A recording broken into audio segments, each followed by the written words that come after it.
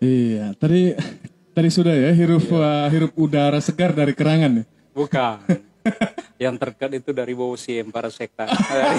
Pamit 2 menit dulu. Itu yang menarik ya. Iya. Oke. Kalau kerangan itu suhunya panas. Jadi Oh gitu.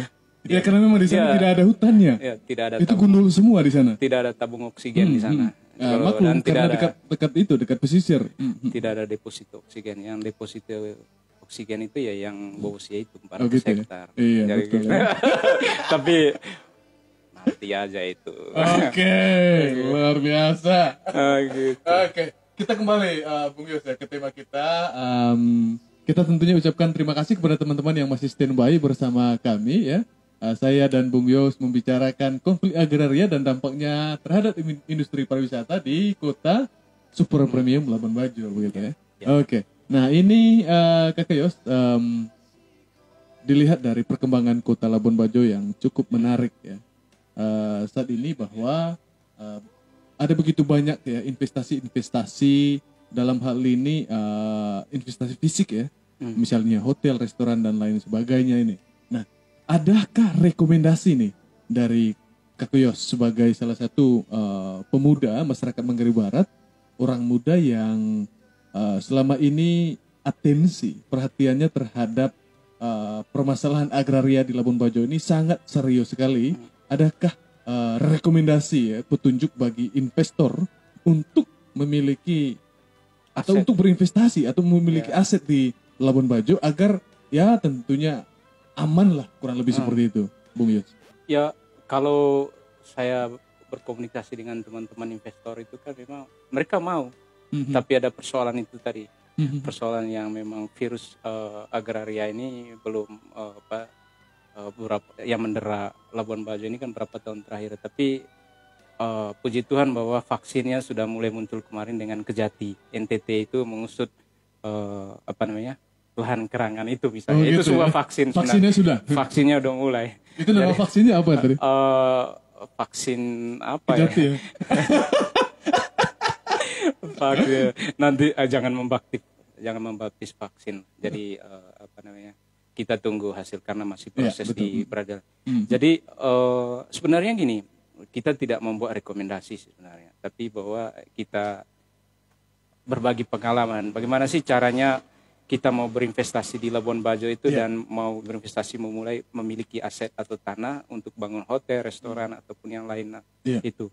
Dan tidak bermasalah. Tadi saya sempat singgung di awal itu ya jangan mudah tergiur dengan harga murah ataupun mahal ataupun letak lokasinya, tapi memastikan butuh waktu, jangan buru-buru, butuh waktu cari tahu ini tanah dari ulayat dulu untuk dibagi ke masyarakat atau tidak, atau ini tanah Pemda atau apa, jadi gitu, atau tanah siapa gitu.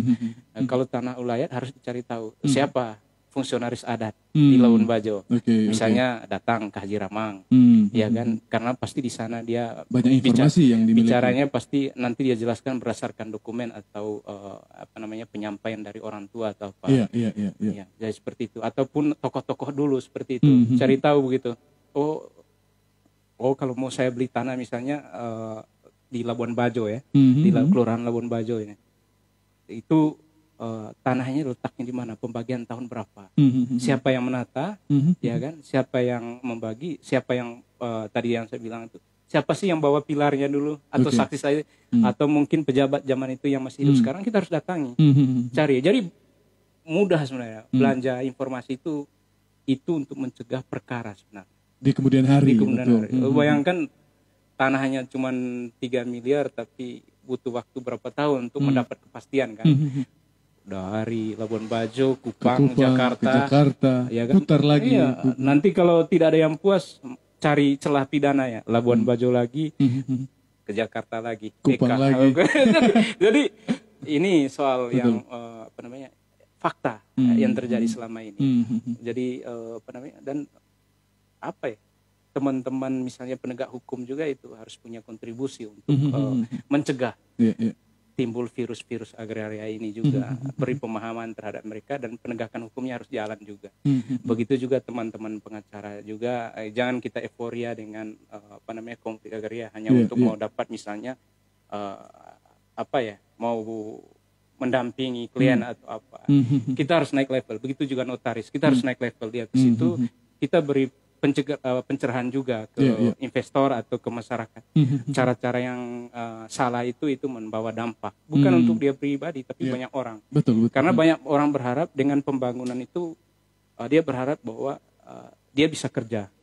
Kalau dia bisa kerja kan, misalnya kalau dia bisa dapat kerja di Labuan Bajo kan tidak mesti dia merantau ke Jawa lagi cari kerja atau jadi TKI, kan gitu.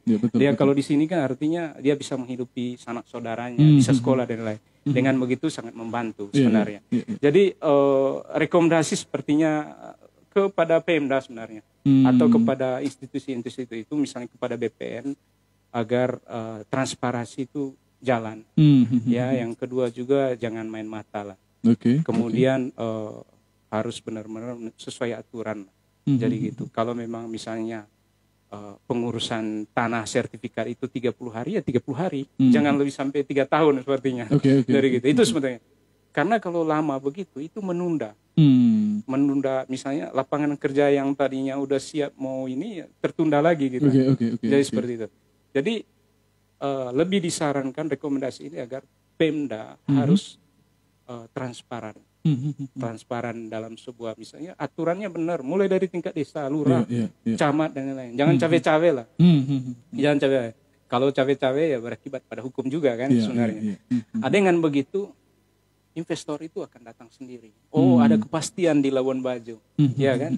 Mereka akan bicara, satu investor itu akan ngajak yang lainnya. Begitu itu kalau yang baik. Yang buruk juga gitu. Kalau dia terjadi masalah dia akan cerita dengan lain. Wah, Labuan Bajo parah men katanya, begini ya kan, parah banget gitu katanya. Kenapa?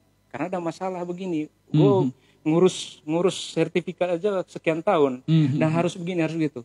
Ngurus perizinan begini aja harus syaratnya begini bro, gitu. Jadi mereka juga bisa menjadi marketing soal kebijakan yang lelet tadi, dan juga bisa sebaliknya menjadi mereka yang mempromosikan soal kepastian hukum atau yang dianggap baik itu sebenarnya.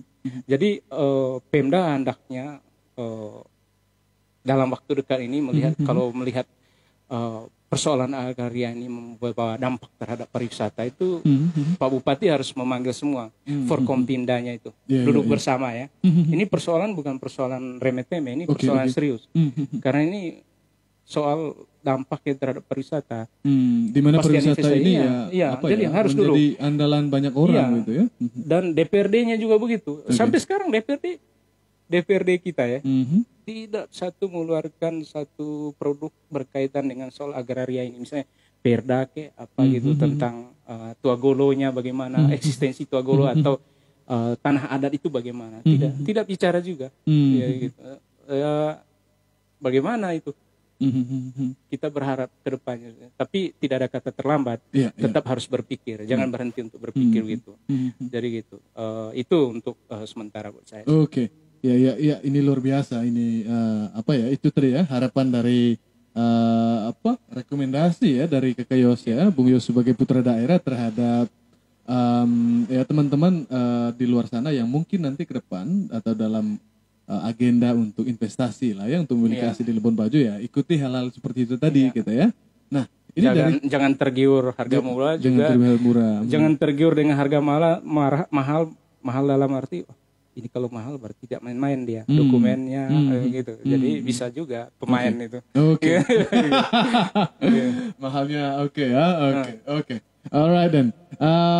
Ini dari perbincangan kita dari awal sampai akhir, kita sedang berada di penghujung acara sekarang nih Bung Yos.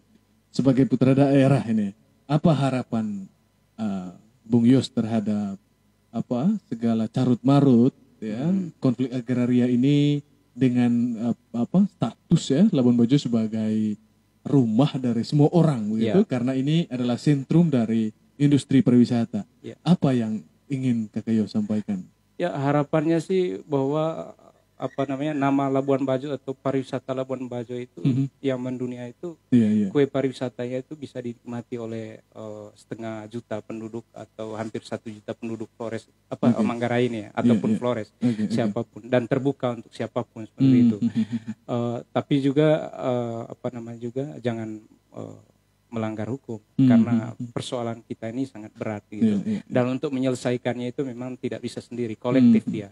Diharapkan masyarakat ada muncul kesadaran terkait penegakan hukum itu ya, terkait hukum. Begitu juga pemerintah sebagai yang terdepan untuk ini harus punya andil mereka untuk menyelesaikan persoalan-persoalan. Kalau konflik agrarianya itu harus selesai, lalu bagaimana mendorong pariwisatanya itu agar terwujud kesejahteraan itu tadi, seperti itu.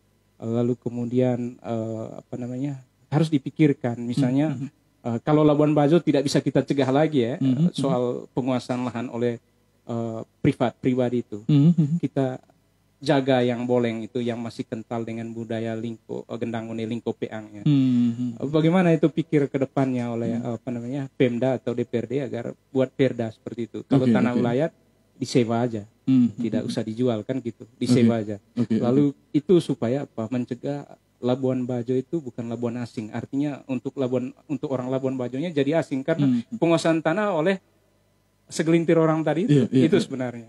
Jadi harapannya bahwa semua persoalan-persoalan ini kita memulainya untuk menyelesaikannya itu dari dari institusinya sendiri, institusi terkait itu jangan bagian dari masalah, tapi dia menjadi terdepan untuk menyelesaikan persoalan ini. Menyelesaikan persoalan. Jadi perlu sejak dininya. Jadi gitu. Dan kemudian rekomendasi untuk harapan rekomendasi kepada Pemda juga.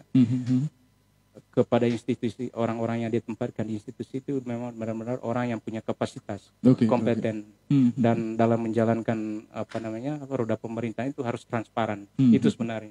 Kalau investor kan butuh itu aja, transparansi itu. Gitu sebenarnya. Tibalah kita di penghujung ya, Bung Yos ya. Ini luar biasa, kita sudah berada di sisi kedua, pertama tadi dan sekarang sisi kedua hingga di penghujung acara.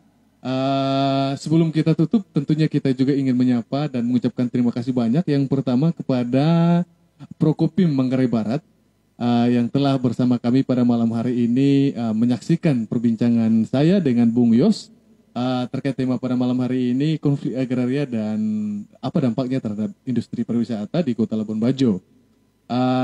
Juga yang kedua kita ucapkan terima kasih kepada Kakak Yuliana Susanti ya, yang sedang menonton. Selamat malam Kakak Yuli dan terima kasih telah menyaksikan perbincangan saya dan Bung Yos. Juga untuk Piang Volker JR ya, terima kasih dan salam sukses tentunya untuk Bung Piang. Juga untuk ada Hardin Flores Komodo Guide dan ada Bung Roberto. Jadi saya ingin mendapatkan yang terakhir closing statement dari Bung Yos untuk Labuan Bajo tercinta tentunya. Ya, mari kita bergandeng tangan untuk visi perubahan dan kembali kepada apa sih esensi dari pemekaran Kabupaten Manggarai Barat ini kan. Mari kita bergandeng tangan dan Labuan Bajo ini memang bukan untuk hidup untuk satu suku atau pada semua bangsa, tapi hendaknya juga kita harus beri kontribusi. Kita bagian dari solusi, tapi bukan bagian dari masalah. Itu sebenarnya. Jadi dengan begitu masalah itu kita bisa cegah sebenarnya. Itu. Jadi tidak ada masalah yang tidak bisa diselesaikan. Atau masalah itu kan hanya dua, masalah yang bisa diselesaikan atau masalah yang tidak bisa diselesaikan. Jadi masalah yang bisa diselesaikan itu kalau ada masalah bisa diselesaikan ya sudah. Nah, kalau masalah yang tidak bisa diselesaikan itu misalnya begini, saya pernah di media, deadline sampai jam 3 subuh selesai semua, lalu masuk ke percetakan, ternyata percetakan yang bermasalah, ya udah sudah. Bukan masalah kita, bukan masalah kita. Tapi konteks Labuan Bajo ini semua bisa diselesaikan. Ada kesadaran kolektif. Terima kasih untuk semua kawan-kawan yang sudah setia menonton. Ini bagian kontribusi terkecil kita malam ini, tapi kita jangan lelah, kita jangan kecewa.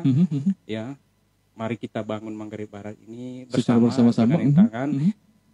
Jangan bosan untuk tukar tambah pikiran. Terima kasih. Betul sekali. Ya itu dia closing statement dari narasumber kita pada malam hari ini, Bung Yos Sempurnanggarang ya, yang adalah putra daerah yang juga domisilinya di pusat RI ya, dekat istana, dekat istana. Enggak jelas. Oke, akhirnya saya sebagai host ya di Mabar berbicara tentang Mabar Alutsiswar Tim Karya, menutup acara perbincangan kita dan terima kasih banyak atas kebersamaan dari kita di malam hari ini. Sampai jumpa di acara selanjutnya. Salam pariwisata ya, salam pariwisata dan tentunya berharap bahwa tanah kita mari kita jaga secara bersama-sama agar dari tanah kita itu akan memberikan kehidupan yang layak, juga kemakmuran ya bagi semua Vankue Tantua Manggarai Barat. Juga kami mengucapkan permintaan maaf, mungkin ada 1-2 hal yang kurang berkenan di hati teman-teman semua, kami minta maaf dan terima kasih sekali lagi. Juga kita sampai jumpa di acara berikutnya di malam Rabu. Kita akan membincang-bincang lagi ya dengan salah satu narasumber. Dia adalah Wakil Direktur Kampus Pariwisata Politeknik Il Bajo Komodus. Kita akan membicarakan apa sih peluang usaha di Labuan Bajo. Juga kita akan membahas tema Who I Am in the Future of Labuan Bajo. Oke, segenap tim kerja. Oh, tim kerja. Oke, segenap tim dari Mabar Bicara Podcast mengucapkan terima kasih banyak. Salam sehat untuk kita semua. Sebentar.